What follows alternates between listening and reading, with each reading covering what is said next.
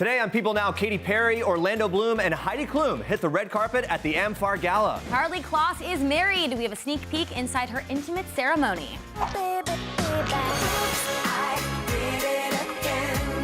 Britney Spears is returning to Vegas. Woo! We are obsessed, and we're telling you how to get tickets. And J-Lo is teasing us about new music and a new collaboration. I can see the grossy stuff. Like, that doesn't freak me out. It's anything that jumps at any quick thingy like that. Find out how the Scream Queen herself, Jamie Lee Curtis, squeamishly makes it through watching scary movies. It's all today on People Now. Let's go.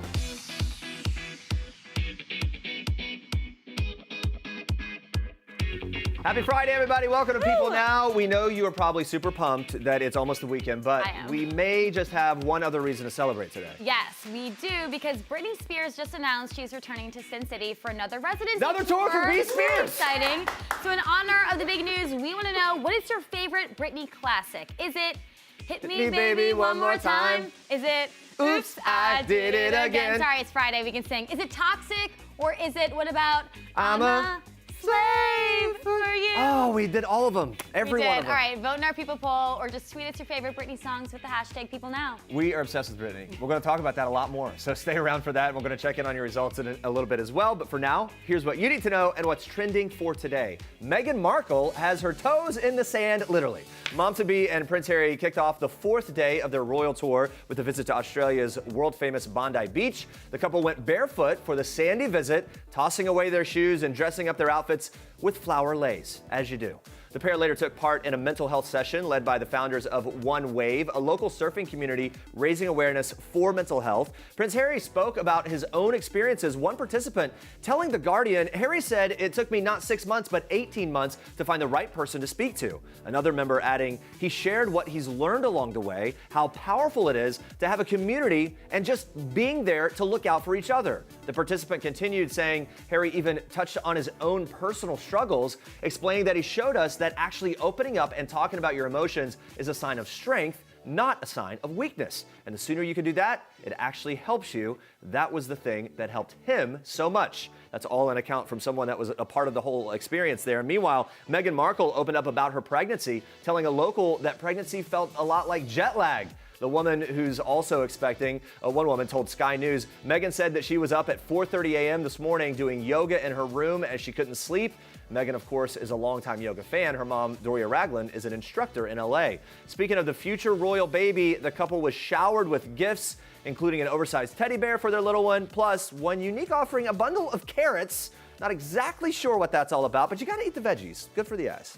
You can stay on People.com for all the latest royal happenings, but first, we move on to this. The American Foundation for AIDS Research Gala was held in Los Angeles on Thursday night and honored one actress who has a huge commitment to the cause, Katy Perry. The star attended the event with boo Orlando Bloom and spent some time hanging with the mayor of Los Angeles, Eric Garcetti. Katy made sure to work the red carpet in a baby blue ostrich feathered gown paired with some dazzling silver heels. Looking good, going all out for this. And Bloom, on the other hand, kept his look pretty simple but sleek, sporting a black tuxedo with his signature buzz cut.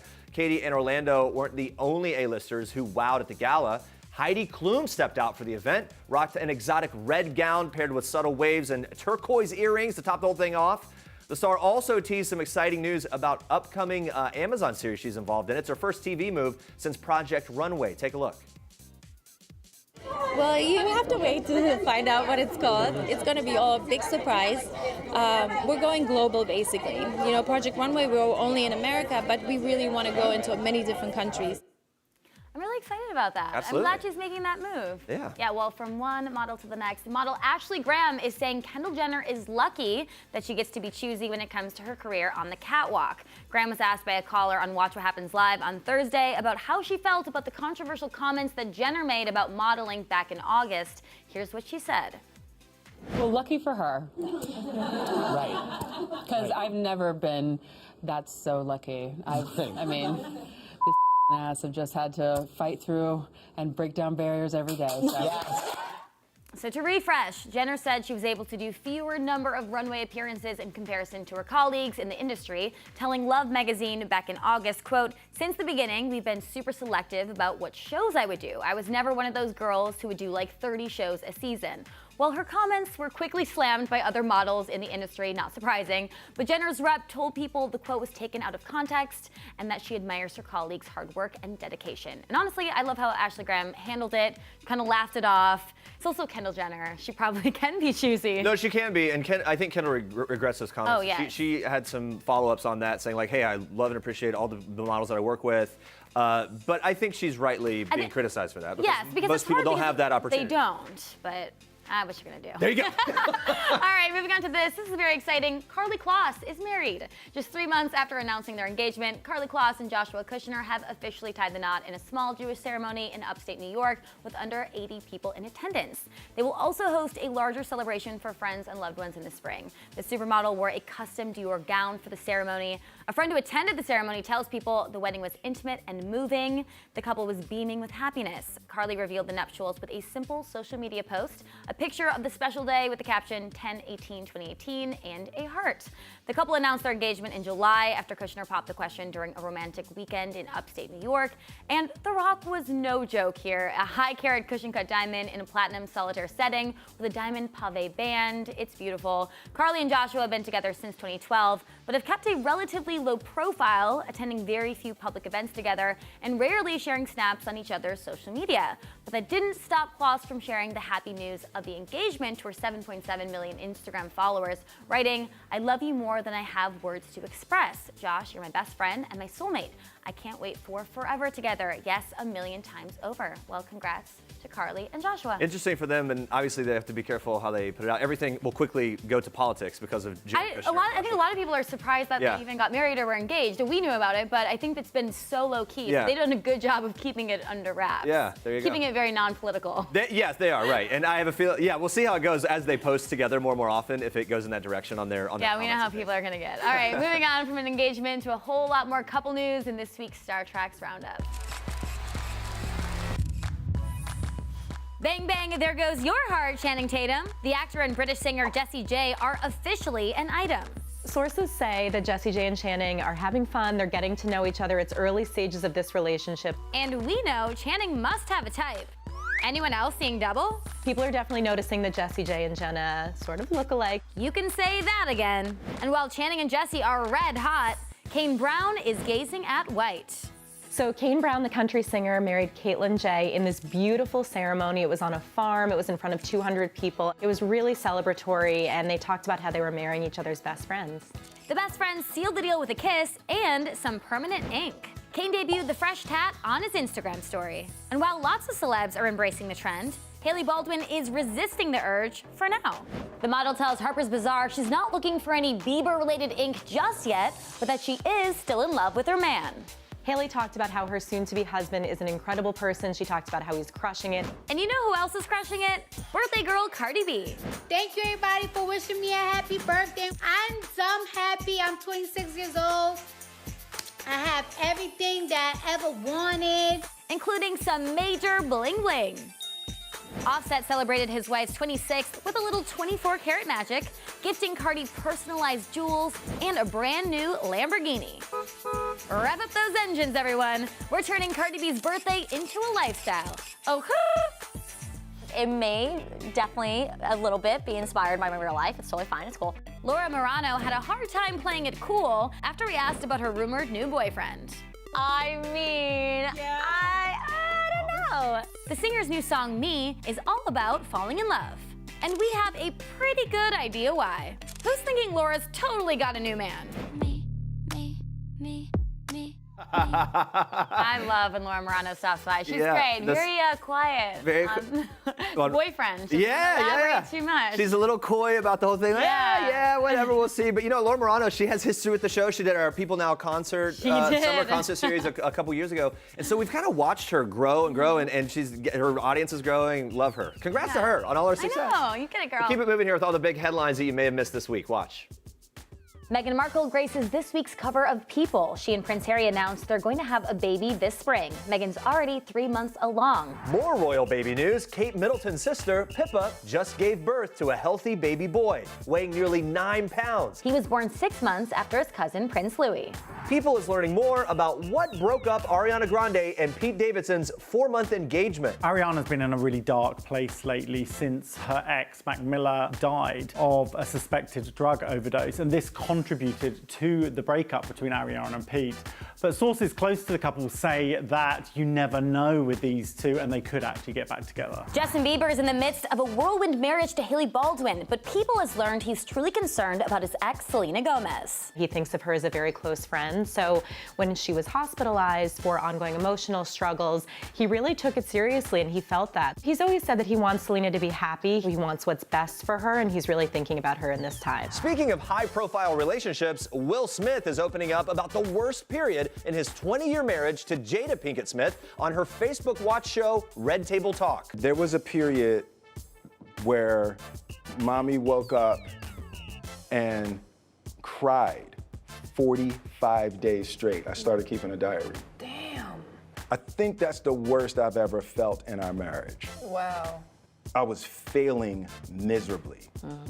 Red Table Talk returns to Facebook Watch on Monday, but Jada's not slowing down before then. A month after Will bungee jumped to celebrate his 50th birthday, Jada took a plunge herself. At Will's urging, she went skydiving in Dubai and posted this pic on Insta. We're far from the shallow now. Lady Gaga is on a roll. The soundtrack for A Star Is Born tops the Billboard 200 chart. The movie has already made more than $100 million, and now she's engaged. Gaga confirmed that Hollywood agent Christian Carino proposed after 2 years of dating. She broke the news at Elle's 25th annual Women in Hollywood celebration. How could you ignore me like that? I wasn't ignoring you. Nicole Kidman famously married Tom Cruise after they starred together in Days of Thunder. Now she says that marriage protected her from sexual harassment in Hollywood. The Oscar winner writing an op-ed in New York Magazine's The Cut that she was young when she got married and her bond with someone so powerful was a shield. Kidman also discloses that she had her own Me Too experiences but wouldn't elaborate. Sources tell People Teresa Giudice is shaken by fears that her husband Joe will be deported to Italy. A judge ruled this month that Joe would be shipped back after his 3.5-year prison sentence for fraud ends next year. Their daughter Melania posted a pic on the gram saying, "We aren't done fighting, Dad." And sister Gia posted a childhood pic and wrote in part, "I need my father to be here." Kanye West and Kim Kardashian West are in Uganda this week, where he's recording part of his new album. They visited the country's oldest orphanage and donated pairs of his Yeezy sneakers to hundreds of kids in attendance. He also donated Beats speakers to improve their music listening experience. They met the country's president, who made his own headlines. When Kim had to leave early to get back to work, he politely asked what her job is. She replied, a TV show with her family. You marvel that Eddie Brock is you, and I'm the suit, so call me. It's been a busy week for Eminem, who turned 46 on Wednesday. He also wrapped the theme of the #1 movie in America, Venom, on top of the Empire State Building. Jimmy Kimmel Live hosted the massive production. It was shot mostly on a phone, the Google Pixel 3 camera, which sponsored the video. It came complete with helicopters and more than 125 people listed in credits. The best part may have been an interlude with Jimmy's sidekick, Guillermo. This building was designed by a guy named William Lamb, and it only took him like 410 days to build it. It's crazy, right? Wow. Stay with us, guys. The one and only Jennifer Lopez is dropping new music, and we've got all the details. Plus, Jamie Lee Curtis is back fighting off Michael Myers in Halloween, but is the Scream Queen a scary movie buff herself? Stick around for that.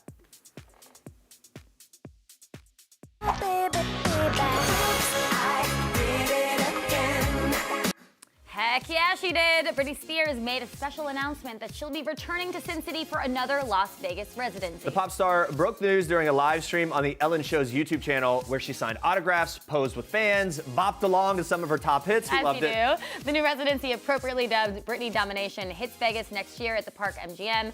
Tickets go on sale October 26th. I am so excited about this. I absolutely love Britney Spears. I've never been to a Britney concert, but I know you I have a were weird really obsession. into Britney. One of my shameful, I look back at maybe an overkill in high school. She came to my town in West Virginia, and I stood out beside like the tour bus, got to know the driver a little bit, and sadly, yes, I handed him one of my senior pictures with my phone number on the back for him to put there for Britney to see. Still waiting on your call, B. Spears. Let's do this. So embarrassing. Your senior picture. It may have been like I wonder if she, you know what? Shameful, There's a chance that she saw the picture. She maybe didn't do anything about it. Obviously, she didn't do anything about it. I hadn't really considered but that. She could have seen the picture. I'm sure she didn't see it because if she would have called right away. Yeah, I'm sure. All right, in honor of this very big Britney news, we've been asking about your favorite Britney songs. So let's check in on our People poll for the results so far. Favorite song? Toxic. Toxic. I'm actually kind of surprised. No, that was a really big moment for her. Toxic was like a kind of a change for her. Well, Baby One More Time would be my choice, and that's in second place. And it's only, not that far behind, so we'll see. Toxic was like right there in that's what inspired me to hand off the senior picture. So I get it. Maybe I voted more than once there on separate accounts. Keep voting in that Britney poll, see if you can outdo my fake account votes. We now move on from one pop queen to the next. So it looks like we're about to get some new J-Lo music. Jenny from the Block teased a new music video on her Instagram on Thursday. Sounds like we'll be getting a collab with Bad Bunny. She shared behind-the-scenes videos on her Instagram. If there's one thing this video will deliver, it's sexy costumes, amazing glam. Is that a crop football uniform? Maybe. I also love her little fun buns. I like the little buns. It's almost Miley Cyrus. I know. It's not the only thing on J-Lo's radar for the fall, though.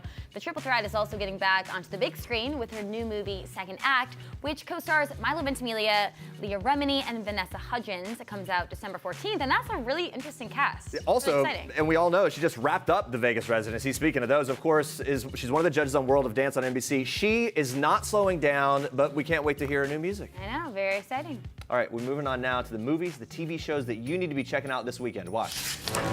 I have prayed every night that he would escape. What the hell did you do that for?